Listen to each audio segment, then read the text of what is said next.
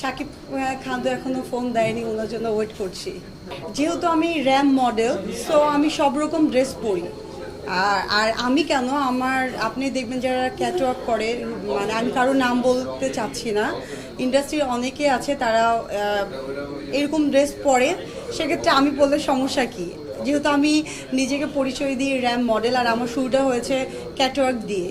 এটা সবাই জানেন, কক্সবাজার বাংলাদেশে মানে ঢাকা থেকে অনেক কম সময়ে যাওয়া যায়, এই জন্য ওখানে শুটিংয়ের পারপাসে বলেন আর ঘোরার জন্য বলেন, এই জন্য অনেকে যাচ্ছে এবং ট্যুর দিয়ে চলে আসছে।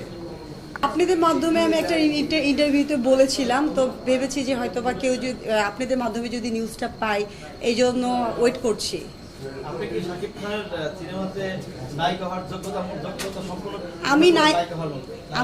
আমি নায়িকা হতে চাইনি, আমি জাস্ট বলেছি যে উনার তো মুভিতে অনেক ক্যারেক্টারই থাকে, অনেকজনকে নিয়ে থাকে, সেক্ষেত্রে যদি আইটেম সং যেগুলো গান থাকে, দেখা গিয়েছে যে হয়তো বা একটা গানের মধ্যে যদি উনি আমাকে চান্স দেয়, সেক্ষেত্রে নিজেকে খুব লাকি মনে করব।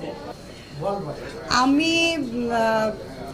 আমি হলো বুলবুল টুম্পা আপুকে অনেক পছন্দ করি, আমি বুলবুল টুম্পা আপুর স্টুডেন্ট, আমি ওনাকে অনেক ফলো করি। আমার কাজ নিয়ে ফিউচার প্ল্যান চলছে, সামনে আমি ইন্টারন্যাশনাল কোনো প্ল্যাটফর্মে আমি ক্যাচ অফ করবো, যেটা আপনারা সবাই দেখবেন, এরকম একটা চিন্তা ভাবনা আছে।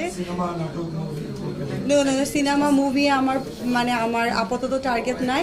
আপাতত আমি ফটোশ্যুট এবং ক্যাটওয়াক যেগুলো আমি করছি, রিসেন্ট 31 আমি বনানীতে শেরাটন একটা করলাম, এটা আমার খুব ভালো লাগে র্যাম শো করতে, এটাই আমি আপাতত এটা নিয়ে বিজি আছি।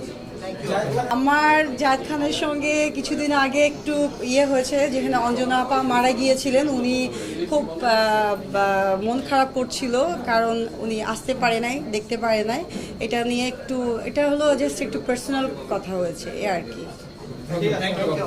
থ্যাংক ইউ ভাইয়া, থ্যাংক ইউ।